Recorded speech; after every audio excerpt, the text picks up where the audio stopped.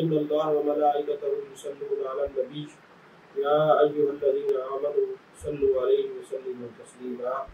اللهم صل علی سیدنا و مولانا محمد وعلی آل سیدنا و مولانا محمد وبارک وسلم وصلی علیہ الصلاۃ والسلام علیک یا رسول اللہ وعلی آلک و اصحابک یا حبیب اللہ۔ تمام تعریفیں اللہ تبارک و تعالیٰ کے لیے ہے جو خالق کائنات بھی ہے، مالک شرکیات بھی، جو احد بھی ہے، صمد بھی ہے، جس کی شان لم یلد بھی ہے ولم یولد بھی۔ لا تعداد ہدیہ درود و سلام بارگاہ سید الانام شفیع رحمت والی امت شاہ خوباں جان جانا شہنشاہ حسینہ سید سربراہ سیاح لا مکان تتیمہ دوراں سرخیل زہرہ جمالہ رازدان معاوہا شاہد ماتبہ صاحب علم نشرہ معصوم آمنہ احمد مجتبہ حضرت محمد مصطفیٰ صلی اللہ علیہ وآلہ وسلم وبارک وسلم کی دربار ناز میں اپنی عقیدت و ارادت و محبت و تفریحات پیش کرنے کے بعد اللہ جل مجدہ کی توفیق و عطا سے رمضان المبارک کا بابرکت مہینہ اپنی آب و تاب سے انوار و تجلیات کو بخیر رہا ہے، اور روزانہ ایک علم کی مجلس ہوتی ہے۔ آج ہمارے لوگوں کو اس مجالس میں جانے کا اس طرح ذوق اور شوق نہیں رہا۔ میرے آقا کریم صلی اللہ علیہ وسلم نے علمی مجالس کی جو اہمیت بیان کی ہے، آج اس موضوع پر مختصر گفتگو کریں گے۔ سب سے پہلے تو یہ سمجھنا ہے کہ دین کہتے کس کو ہے، دین کا لغوی معنی کیا ہے اور دین کا اصطلاحی معنی کیا ہے۔ پہلے دین کے لغوی معنی کی طرف آتے ہیں۔ دین کی لغوی معنی کی تعریف یہ ہے: عادت، جزا، مکافات، فیصلہ، طاقت اور سر تسلیم خم کرنا، اس کو دین کہتے ہیں۔ یہ دین کا لغوی معنی ہے۔ اور دین کا اصطلاحی معنی کیا ہے؟ قانون سماوی سائق لذوی العقول الی الخیر بالذات۔ دین ایسے سماوی قانون کو کہتے ہیں جو عقل مندوں کو خیر بالذات کی طرف چلا کے لے جائے، اور وہ آسمانی قانون جو ذوی العقول کی خیر بالذات کی طرف رہنمائی کرے اور ان کو خیر بالذات کی طرف لے جائے۔ کل احکام شریعت نازلۃ علی نبینا محمد صلی اللہ علیہ وآلہ وسلم، جس طرح کے احکام شریعہ ہمارے نبی کریم صلی اللہ علیہ وسلم پر نازل ہوئے ہیں، یہ انسانوں کی خیر بالذات کی طرف رہنمائی کرتے ہیں، جن کی وجہ سے انسان جس وقت ان احکام کو سمجھ لیتا ہے اور پھر عمل کرتا ہے تو اس کو خالق کائنات دونوں جہانوں کی بہتری عطا فرماتا ہے۔ دین ملت اور شریعت قریب قریب معنی رکھنے والے الفاظ ہیں۔ ہم جس وقت لفظ دین بولتے ہیں تو اس سے مراد خاص دین ہوتا ہے۔ ویسے تو کوئی بھی ضابطہ حیات ہو، اچھا ہو یا برا ہو، اس پر دین کا اطلاق کیا جاتا ہے۔ قرآن مجید میں ہے لکم دینکم ولی دین، یعنی اللہ نے کافروں سے فرمایا تمہارے لیے تمہارا دین اور ہمارے لیے ہمارا دین۔ تو عزیزان محترم، اللہ تبارک و تعالیٰ نے قرآن مجید میں فرمایا ان دین عند اللہ الاسلام، خالق کائنات کے نزدیک پسندیدہ جو دین ہے وہ دین اسلام ہے۔ آج دین کو سیکھنے کے لیے لوگ گھروں سے نہیں نکلتے۔ اگر ہمارے اکابرین کی زندگی کا آپ مطالعہ فرمائیں تو علمی مجالس کو اور محبوب علیہ السلام کی احادیث مبارکہ کو تلاش کرنے کے لیے ساری زندگی سفر میں رہتے تھے، اور پھر وہ سفر ایک محلے کا نہیں تھا، ایک گاؤں کا نہیں تھا، ایک شہر کا نہیں تھا، ایک ملک کا نہیں تھا۔ ہمارے بزرگان دین علم حاصل کرنے کے لیے پوری دنیا میں انہوں نے سفر کیا ہے اور علوم و عرفان سے مالا مال ہوئے ہیں۔ اور آج ہماری کیفیت جو ہے وہ اتنا بگڑ چکی ہے کہ ہم اپنے محلے میں بھی علم کی مجلس لگتی ہو تو ہمیں جانا مشکل نظر آتا ہے۔ تو حضرت جابر بن عبداللہ رضی اللہ تعالیٰ عنہ 1 مہینے کا سفر ایک حدیث کے لیے آپ نے کیا، اور وہ بھی حضرت عبداللہ بن انیس کے پاس صرف ایک حدیث پڑھنے کے لیے پہنچے۔ یہ حدیث بخاری شریف میں ہے، یعنی اتنی دور جا کے ایک حدیث پڑھنے کے لیے گئے۔ اور ایسی درجنوں نہیں بلکہ سینکڑوں مثالیں ایسی ہیں جس سے ہمیں پتہ چلتا ہے کہ اس امت نے دین کو سمجھنے کے لیے کتنی تکلیفیں برداشت کی ہیں، کتنے سفر کیے ہیں، گھر بار چھوڑا ہے، اپنی اولاد کو چھوڑا ہے، اور پھر جو دین کے لیے جنہوں نے سفر کیا اور دین کو سیکھا ہے، اللہ تبارک و تعالیٰ نے ان کو عظمتوں کے تاج پہنائے ہیں۔ آج صدیاں بیت گئیں، اہل علم کی قبور اسی طرح بادشاہت کر رہی ہے، ان کا نام اسی طرح زندہ ہے۔ میرے آقا کریم صلی اللہ علیہ وسلم نے ارشاد فرمایا، من سلک طریقا یلتمس فیہ علما سہل اللہ لہ بہ طریقا الی الجنہ، جو بندہ ایسے راستے پر چلے جس میں علم حاصل کرنا چاہتا ہو تو اللہ تعالیٰ اس کے لیے اس راستے کی وجہ سے جنت کی طرف جانے والا راستہ آسان فرما دیتا ہے۔ یعنی اگر ہم اہل علم کے پاس جائیں، ان کی مجالس میں جائیں اور گھر سے یہ نیت کریں کہ ہم علم کو حاصل کرنے کے لیے جا رہے ہیں، تو میرے مصطفیٰ کریم صلی اللہ علیہ وسلم نے ارشاد فرمایا، یہ صحیح مسلم کی حدیث پاک ہے، میرے آقا کیا فرماتے ہیں کہ جو اس دین کو راستے پر چلا، علم حاصل کرنے کی نیت سے چلا، آپ کو تو یہ دنیا کا راستہ نظر آ رہا ہے، میرے آقا فرماتے ہیں حقیقت میں اللہ نے ان کے لیے جنت کا راستہ آسان کر دیا ہے۔ تو عزیزان محترم، میرے آقا کریم صلی اللہ علیہ وسلم نے ارشاد فرمایا، من احب ان ینظر الی اتقاء اللہ من النار، جس بندے کو یہ شوق ہو کہ وہ جہنم سے آزاد بندوں کی زیارت کرے، یعنی دنیا میں رہتے ہوئے میرے آقا کریم صلی اللہ علیہ وسلم جانے جانا جانے کائنات مصطفیٰ جانے رحمت صلی اللہ علیہ وآلہ وسلم نے ارشاد فرمایا، جس بندے کی یہ خواہش ہو کہ وہ جنت میں جانے والے اور جہنم سے آزاد لوگوں کو اور آگ سے آزاد لوگوں کی زیارت کرے، وہ کیا کرے؟ فرمایا فَلْيَنْظُرْ إِلَى مُتَعَلِّمِينَ، وہ علم دین ڈھونڈنے والوں کی زیارت کرے، وہ طالب علموں کی زیارت کرے، وہ ادب والے لوگ، یعنی ایک تو علم حاصل کرتے ہیں اپنے نفس کے لیے، علم حاصل کرتے ہیں گستاخیوں کے لیے، وہ نہیں، ایسے علم حاصل کرنے والے جو علم پڑھ کر ادب رسول کے چوکیدار بنے، جو عظمت رسول صلی اللہ علیہ وسلم کے علم بردار بنے، جو ناموس رسالت صلی اللہ علیہ وسلم کے پہرے دار بنے، ایسے طلباء میرے آقا کریم صلی اللہ علیہ وسلم نے فرمایا جس نے جہنم سے آزاد شدہ لوگوں کی زیارت کرنی ہو، ایسے طلباء کی زیارت کرے، دینی طلباء کی زیارت کرے۔ تو جو دین کی طلب میں سے گھر سے نکلے ہیں، جن کو دین پڑھنے کا شوق ہے، وہ دین پڑھنے کا ذوق بھی رکھتے ہیں، یہ لوگ جہنم سے آزاد شدہ ہیں۔ تو میرے آقا کریم صلی اللہ علیہ وسلم نے ارشاد فرمایا، فوالذی نفسی بیدہ، مجھے اس ذات کی قسم ہے جس کے قبضہ قدرت میں میری جان ہے، ما من متعلم یختلف الی باب عالم الا کتب اللہ لہ بکل قدم عبادت سنہ۔ میرے آقا کریم صلی اللہ علیہ وسلم فرماتے ہیں، ہر وہ شخص جو علم حاصل کرنے کی نیت سے کسی دینی عالم کی محفل میں جاتا ہے، ان کی صحبت میں جاتا ہے، یختلف کا معنی ہوتا ہے جاتا بھی ہے اور پھر آتا بھی ہے، یعنی صرف یہ نہیں کہ بس ایک دفعہ گیا، نہیں، آتا جاتا رہتا ہے، یعنی اہل علم کی مجلس میں، علماء کی سنگت و معیت میں جو آتا جاتا رہتا ہے، میرے آقا کریم صلی اللہ علیہ وسلم نے فرمایا میرا رب اس کو ہر قدم پر 1 سال کی عبادت کا ثواب لکھ دیتا ہے، 1 سال کی عبادت کا ثواب لکھ دیتا ہے۔ تو راہ علم میں اٹھنے والے قدم کتنے بابرکت ہیں، دین کے شوق سے گھر سے نکلنا کتنی بڑی سعادت ہے، ان کو اس لیے جہنم سے آزاد قرار دے دیا گیا کہ ایک ایک قدم پر سال کی بندگی کا ثواب پا رہے ہیں۔ صرف یہ نہیں بلکہ رسول اللہ صلی اللہ علیہ وسلم نے فرمایا، بنا لہو بکل قدم مدینۃ فی الجنہ، اللہ فرشتوں کو حکم دیتا ہے میرے جتنے بندے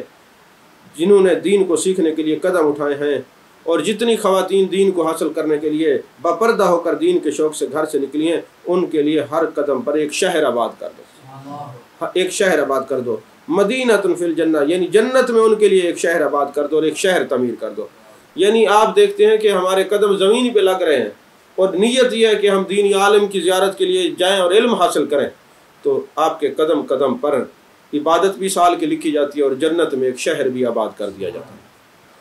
تو پھر فرمایا یمشی علی الارض والارض تستغفر لہ، کتنے مبارک قدم ہیں جب بندہ چلتا ہے، آتے وقت اور جاتے وقت زمین پر قدم رکھتا ہے تو زمین نیچے سے اس بندے کے لیے گناہوں کی معافی مانگتی ہے، جب قدم اٹھاتا ہے پھر بھی وہ گناہوں سے معافی مانگتی ہے۔ اب یہ دیکھیں زمین معافی مانگ رہی ہے، اگر آپ تھوڑا سا اس بات پہ غور کریں کہ جو دینی طلب رکھ کے گھر سے نکلتا ہے، قدم رکھتے ہے، تو زمین اس کے لیے بخشش کی دعا مانگتی ہے۔ تو آج یہ زمین بخشش کی دعا مانگ رہی ہے، کل یہ دین کو حاصل کرنے والا بندہ جب اس زمین کے اندر جائے گا تو پھر زمین کتنا محبت سے اس کو پیش آئے گی۔ اب دیکھیں نا، قبر میں 2 قسم کے لوگ ہیں، ایک زمین ان کو ایسے پکڑے گی کہ ادھر سے پسلیاں ادھر تک توڑ کے رکھ دے گی، اور ایک میرے آقا علیہ الصلوۃ والسلام ہے زمین جو ہے ایسے اس کو ملے گی جیسی بچھڑی ہوئی ماں اپنے بیٹے کو گلے سے لگاتی ہے۔ تو جو دین رسول صلی اللہ علیہ وسلم کے لیے گھر سے نکلتے ہیں، جو محبوب علیہ الصلوۃ والسلام کا دین سننے کے لیے گھر سے نکلتے ہیں، تو ان کی شان یہ ہے کہ میرے آقا علیہ الصلوۃ والسلام نے فرمایا زمین مغفرت کی دعا کرتی ہے، یمسی و یصبح مغفور لہ، پھر شان یہ ملتی ہے کہ ہر قدم پر زمین گناہوں کی معافی مانگ رہی ہے، تو پھر بندے کے گناہ کہاں باقی رہ جائیں گے؟ صبح ہو یا شام بندے کی حالت یہ ہوتی ہے کہ اس کے نام اعمال میں کوئی گناہ نہیں ہوتا۔ فرمایا یمسی و یصبح مغفور لہ، صبح کے وقت جب دیکھا جاتا ہے تو بخشا ہوا ہوتا ہے، اور جب شام کے وقت دیکھا جاتا ہے تو بخشا ہوا ہوتا ہے۔ یہ سارے انعامات راہ علم میں جانے کی وجہ سے بندے کو میسر آتے ہیں۔ اور شاہدت الملائکۃ لہم بانہم اتقاء اللہ من النار، فرمایا فرشتے یہ گواہی دے رہے ہوتے ہیں اے کائنات کی مخلوقات، تم دیکھ لو یہ وہ لوگ ہیں جن کو اللہ نے جہنم سے آزاد کر دیا ہے۔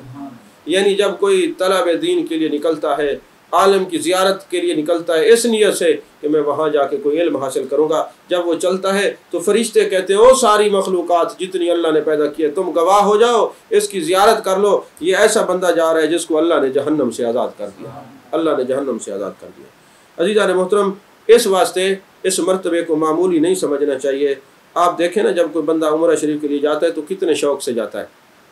حج ادا کرنے کے لیے جاتا ہے تو کس قدر شوق سے جاتا ہے۔ اور رمضان المبارک کی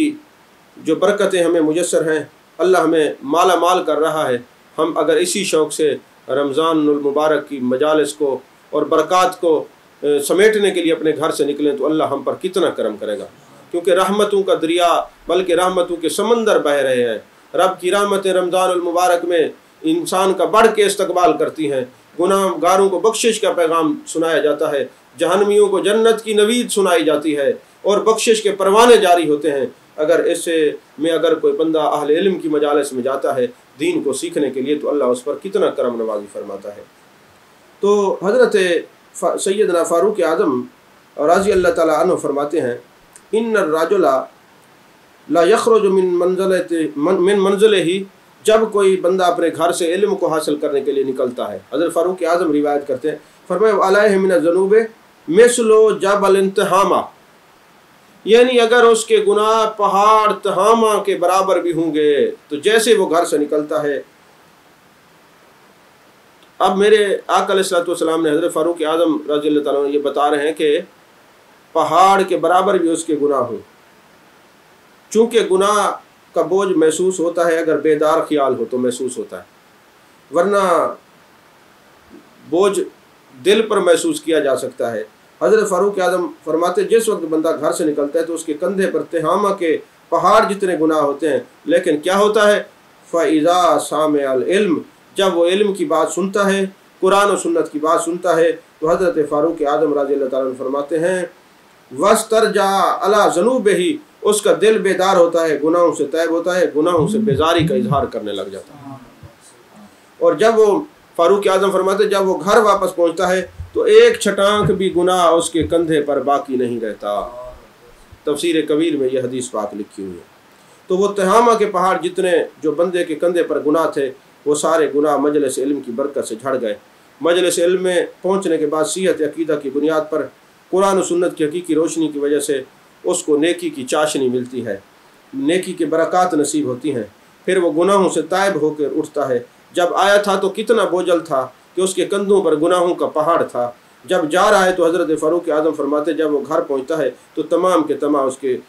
کے تمام گناہ اس کے کندھوں سے گر چکے ہوتے ہیں، وہ کندھوں سے اس کا بوجھ اتر چکا ہوتا ہے۔ وَلَيْسَ عَلَيْهِ ذَنْبٌ، اس حال میں گھر پہنچتا ہے کہ اس کے کندھوں سے گناہ کا بوجھ اتر چکا ہوتا ہے۔ تو عزیزان محترم، یہ کتنا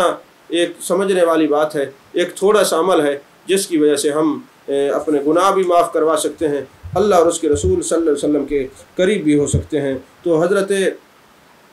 میرے آقا کریم صلی اللہ علیہ وسلم ارشاد فرماتے ہیں کہ مجتمع قوم فی بیت من بیوت اللہ یتلون کتاب اللہ ویتدارسونہ بینہم الا نزلت علیہم السکینہ۔ میرے آقا علیہ السلام فرماتے ہیں میری امت میں سے کچھ لوگ کسی گھر میں اکٹھے ہو جائیں، پھر اللہ کا قرآن پڑھا جائے، پھر اس کا درس دیا جائے تو ان لوگوں کے دلوں میں سکون کی برسات ہوتی ہے اور ان کو رحمت ڈھانپ لیتی ہے اور فرشتے آ کے ان کا طواف کرنے لگ جاتے ہیں، فرشتے آ کے ان کا طواف کرنے لگ جاتے ہیں، اور اللہ تعالیٰ حریم قدس میں فرشتوں کے سامنے آنے والے ہر شخص کا نام لیتا ہے، نام لیتا ہے۔ اب یہ سوچئے، ہم یہاں روزانہ کوشش کر رہے ہیں کہ جو لوگ پہنچ نہیں سکتے ہماری آواز دور تک پہنچ جائے، جو لوگ مختلف چینلز کے ذریعے ٹرانسمیشن سنتے ہیں اور ذوق شوق سے سنتے ہیں، یقیناً وہ اپنے گھروں میں بیٹھ کر بھی محروم نہیں ہوں گے۔ عزیزان محترم، آپ غور کریں اس حدیث کے معنی و مفہوم میں کہ فرشتے طواف کرنے آئے ہوئے ہیں، اور ایسا بھی ہوتا ہے کہ بعض مجالس میں اہل علم کی مجلس لگی ہوتی ہے اور مجلس میں لوگ سوئے ہوئے ہوتے ہیں اور بعض لوگ جاگ رہے ہوتے ہیں۔ جب کسی مجالس میں جانا چاہیے تو وہاں سونا نہیں چاہیے، بیدار ہو کر اس مجالس سے فیض یاب ہونا چاہیے، تاکہ اس محفل کی، درس قرآن کی، اہل علم کی مجالس کی برکات، یہ کوئی فتاوی شامی سے میں نے حدیث نہیں پڑھی، یہ کوئی فتاوی عالمگیری سے نہیں، کسی مفتی کا فتویٰ نہیں ہے، فقیہ کا فتویٰ نہیں ہے، یہ فتاوی شامی نہیں ہے، یہ فتوی محبوب ربانی ہے۔ محبوب علیہ السلام کی حدیث پاک ہے کہ میری امت کے لوگ کسی گھر میں اکٹھے ہوتے ہیں، پھر اللہ کا قرآن پڑھا جاتا ہے، پھر درس و تدریس ہوتا ہے، پھر قرآن کے اسرار و رموز بیان کیے جاتے ہیں، اور پھر اللہ کی رحمت ان کو سب کو ڈھانپ لیتی ہے، فرشتے آ کے ان کا طواف کرنے لگ جاتے ہیں، اور اللہ حریم قدس میں آنے والوں کا نام لے لے کے بات کرتا ہے، نام لیتا ہے۔ عزیزان محترم، ہمیں رمضان المبارک کے فیض و برکات سے مستفید ہونے کی اللہ توفیق عطا فرمائے، اور ہمیں یہ چاہیے کہ اہل علم کی جو مجالس ہیں ان میں ہمیں خود بھی جانا چاہیے اور اپنے دوستوں کو اور عزیز و اقربا کو بھی لے کے آنا چاہیے۔ ترمذی شریف کے اندر حدیث پاک ہے، میرے آقا کریم صلی اللہ علیہ وسلم نے فرمایا اللہ اس بندے کو تر و تازہ رکھے، فرمایا ناظر اللہ ابدا سامع مقالتی، فرمایا اللہ اس بندے کو تر و تازہ رکھے اور غم اس کے قریب نہ آئے، کس کے؟ جس نے میری دین کی بات کو سنا۔ یعنی میرے مصطفیٰ کریم صلی اللہ علیہ وسلم کی دعا کیا ہے؟ اس کا چہرہ بھی تر و تازہ رہے گا، غم اس کے قریب نہیں آئے گا جس نے میرے دین کی بات کو سنا۔ اور رسول اکرم صلی اللہ علیہ وسلم دعا مانگ رہے ہیں،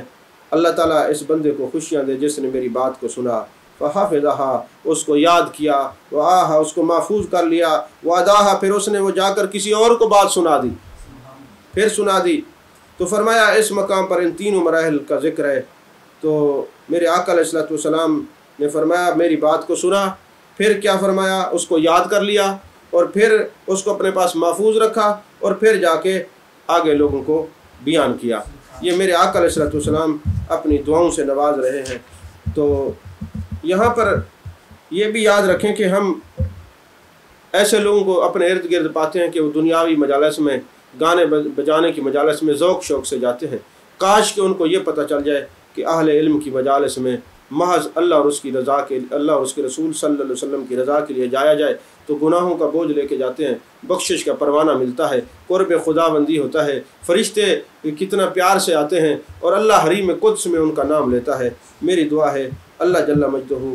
ہم سب کو دین متین کا فیضان نصیب فرمائے، اور آقا کریم صلی اللہ علیہ وسلم کی محبتوں سے ہم سب کو نوازے، اور دین متین کی محبت میں جینے اور مرنے کی توفیق عطا فرمائے۔ یہ کچھ سوالات ہیں، ان کو بھی ہم نے شامل کرنا ہے۔ ان میں سے کچھ سوالات ایسے بھی ہیں جو لوگوں نے کہا کہ جی ہمیں جمعے پہ اس کا جواب دیا جائے، تو رات تک پھر اور سوالات بھی اکٹھے ہو جائیں گے، تو ابھی جو سوال آئے ہیں یہ میں مختصر مگر جامع ان کا جواب دے دوں۔ پہلا سوال یہ ہے کہ با جماعت نماز میں، وتر کی نماز میں اگر مقتدی دعائے قنوت پڑھنا بھول جائے تو کیا اکیلے میں سجدہ سہو کرے؟ اب اس صورت میں کیا حکم ہے؟ دیکھیں، اگر امام کے پیچھے مقتدی کھڑا ہے اور کسی وجہ سے دعائے قنوت نہیں پڑھ سکا اور امام نے نماز مکمل کر دی تو اب اس پر سجدہ سہو لازم نہیں ہے، جماعت کی برکت سے اس کی نماز ادا ہو گئی۔ دوسرا سوال یہ ہے کہ ہمارے ایک رشتہ دار نے زندگی میں قبر تیار کروائی ہے، کیا یہ جائز ہے؟ اس میں کوئی شرعی قباحت اور ممانعت تو نہیں ہے؟ دیکھیں، زندگی میں قبر بنوانے کی شرعی طور پہ کوئی قباحت تو نہیں ہے، بلکہ قرآن پاک میں شاید سورہ لقمان میں ہے کہ کسی کو کیا خبر کس نے کہاں دفن ہونا ہے۔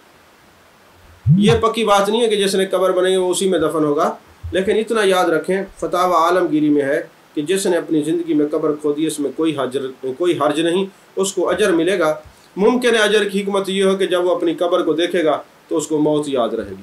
تو زندگی میں قبر بنانے کی کوئی حرج نہیں ہے۔ تیسرا سوال یہ کہ اگر کسی پر غسل واجب ہے، کپڑے تو صاف ہیں مگر کیا پسینے سے کپڑے ناپاک ہو جائیں گے؟ یعنی کسی پر غسل واجب تھا، اب کپڑے اس نے صاف پہن لیے، جسم کو پسینہ آیا، تو کیا وہ پسینہ سے کپڑے ناپاک ہو جائیں گے؟ دیکھیں، مرد اور عورت اگر ان پر غسل واجب ہو تو ان کا پسینہ ناپاک نہیں ہوتا۔ ہاں، اتنا ضرور جو ہے خیال کریں کہ اگر کوئی چیز کپڑوں کے اوپر لگی ہوئی ہے، خون ہے، یا مطلب جسم کو ناپاک کرنے والی، یا وہ مادہ جو جس کے آنے سے غسل واجب ہوتا ہے وہ کپڑوں پہ لگا ہے، پسینے سے وہ کپڑوں پہ بڑھ جائے یا جسم پہ لگ جائے تو پھر تو اور حکم ہے۔ اگر کپڑے صاف ہیں، صرف پسینے کی وجہ سے جسم ناپاک نہیں ہوتا، جس پر غسل واجب ہو اس کا پسینہ ناپاک نہیں ہوتا، اگر کپڑوں پہ لگ جائے تو تب بھی نماز ہو جاتی ہے۔ چوتھا سوال یہ ہے کہ کسی رشتہ دار جو کہ شرعی فقیر ہو، بتانا کہ زکوٰۃ کا پیسہ، یہ بتانا ضروری ہے؟ دیکھیں، عزت نفس کا خیال کرنا چاہیے۔ کبھی کسی غریب کو اگر ہو سکتے آپ یہ کہیں بھائی یہ زکوٰۃ کا پیسہ ہے، اس کی دل آزاری ہو، تو اگر نہ بھی آپ بتائیں، اس کو ہدیہ کر کے دے دیں، آپ کی نیت یہ ہونی چاہیے میں زکوٰۃ دے رہا ہوں، تو آپ کی زکوٰۃ بلا شک و شبہ ادا ہو جاتی ہے، اس میں بتانے کی ضرورت نہیں ہے۔ پانچواں سوال یہ ہے کہ زکوٰۃ کے پیسوں سے دسترخوان غریبوں کا چلانا کیسا ہے، کیا زکوٰۃ ادا ہو جائے گی؟ اب دیکھیں، بعض لوگوں کی عادت ہوتی ہے یہ رمضان المبارک میں زکوٰۃ کے پیسوں سے دسترخوان چلا دیتے ہیں، وہ جی ہم غریبوں کی خدمت کر رہے ہیں۔ یاد رکھیں کہ زکوٰۃ کے لیے تملیک شرط ہے، یعنی جس کو آپ جو چیز دے رہے ہیں اس کا زکوٰۃ جو دے رہے ہیں اس کا مالک بنا دیں۔ اگر آپ نے یہ کہا کہ دسترخوان لگا دیں میاں یہاں کھانا کھاؤ، اٹھا کے نہیں لے کے جانا، تو آپ کی زکوٰۃ ادا نہیں ہوگی۔ اگر آپ نے دسترخوان پہ کھانا رکھ دیا اور کہیں بھائی جتنا کھانا ہے کھائیں، یہ آپ کی ملکیت ہے، بے شک آپ اٹھا کے لے کے جا سکتے، تب زکوٰۃ ہو سکتی ہے۔ اگر آپ نے پابندی لگا دی لے کے نہیں جا سکتے، اس کو مالک نہیں بنایا، شریف جو فقیر ہیں، تو آپ کی زکوٰۃ ادا نہیں ہوئی۔ تو چھٹا سوال ہے کہ اگر زکوٰۃ کے پیسوں سے غریب کو مکان بنوا دیں تو کیا زکوٰۃ ادا ہو جائے گی؟ جب تک وہ بیٹھیں گے پھر مکان جو ہے وہ بنانے والے کا ہوگا، ایسا نہیں ہوگا۔ زکوٰۃ کے لیے میں عرض کر رہا ہوں کہ تملیک شرط ہے، ملکیت شرط ہے۔ آپ اگر اتنے پیسے رکھتے ہیں تو آپ غریبوں کو مکان بنوا کے دیں، ان کو رجسٹری کروا کے دیں، ان کے نام کرا کے دیں، ان کی ملکیت میں دیں، تب آپ کی زکوٰۃ ادا ہوگی۔ اگر آپ یہ کہیں کہ نہیں ہم نے جناب والا وہ رہیں 100 سال رہیں، بعد میں مکان جو ہے وہ مالک کا ہوگا، یہ اباحت ہے، اس میں تملیک نہیں ہے، اس سے زکوٰۃ ادا نہیں ہوگی۔ ساتواں سوال یہ کہ دوران عدت عورت عمرے پہ جا سکتی ہے؟ دیکھیں، دوران عدت اگر خاوند فوت ہو جائے یا مطلب طلاق ہو جائے، عدت کے دوران عورت حج پہ نہیں جا سکتی، تو عمرے پہ کیسے جا سکتی ہے؟ دوران عدت عورت عمرے پہ نہیں جا سکتی۔ آٹھواں سوال ہے کیا عمرہ کرنے سے حج فرض ہو جاتا ہے؟ عمرہ کرنے سے حج فرض نہیں ہوتا، حج استطاعت پر فرض ہوتا ہے۔ جب کوئی صاحب استطاعت ہوگا، یعنی اس کے پاس اتنے پیسے ہوں، حج کا خرچہ بھی بھرے، وہاں کے اخراجات بھی موجود ہوں، بچے بھی کسی سے سوال نہ کرے، اتنے پیسے جس کے پاس آ جائیں، اور بھی شرائط ہیں بھئی عاقل ہو، بالغ ہو، مسلمان ہو، آزاد ہو، وہ علیحدہ ہیں، لیکن جو استطاعت حج ہے وہ یہی ہے کہ آپ جو ہے اتنے پیسے رکھتے ہوں کہ حج کا بھی خرچہ بھر لیں، بچوں کے پاس بھی پیسے ہوں، کسی کو سوال نہ کرنا پڑے، اور وہاں کے اخراجات بھی موجود ہوں، آپ صاحب استطاعت ہیں، تو استطاعت پر حج فرض ہے، عمرہ کرنے سے حج فرض نہیں ہوتا۔ تو نواں سوال یہ کہ اگر شوہر سید ہے اور بیوی غیر سید ہے، تو سید فوت ہو گئے تو کیا اس کی بیوی کو زکوٰۃ دی جا سکتی ہے؟ جی بالکل، غیر سید جو سید کی بیوی ہو، سید زندہ بھی ہو تب بھی اگر وہ اس کی بیوی شریف فقیر ہے تو اس کی بیوی کو آپ زکوٰۃ دے سکتے ہیں۔ 10واں سوال ہے اگر بہنوئی معذور ہے، ذاتی مکان نہیں، تو کیا بہنوئی کو زکوٰۃ دے سکتے ہیں؟ بہن کو بھی زکوٰۃ دے سکتے ہیں، بھائی کو بھی زکوٰۃ دے سکتے ہیں، بہنوئی کو بھی زکوٰۃ دے سکتے ہیں، اس سے ڈبل ثواب ہوگا، ایک صلہ رحمی کا، اقربا پروری کا، اور دوسرا جو ہے زکوٰۃ آپ نے دی اپنے رشتہ داروں میں۔ کہتے ہیں نا اول خیش بعد درویش، پہلے رشتہ داروں کو دیکھیں پھر جو ہے بہر دیکھیں، تو ایسی جو صورتحال بتائی گئی ہے بہن اور بہنوئی کو زکوٰۃ دی جا سکتی ہے۔ اللہ تعالی ہم سب کو دین متین کا فیضان عطا فرمائے، آمین، وآخر دعوانا الحمد۔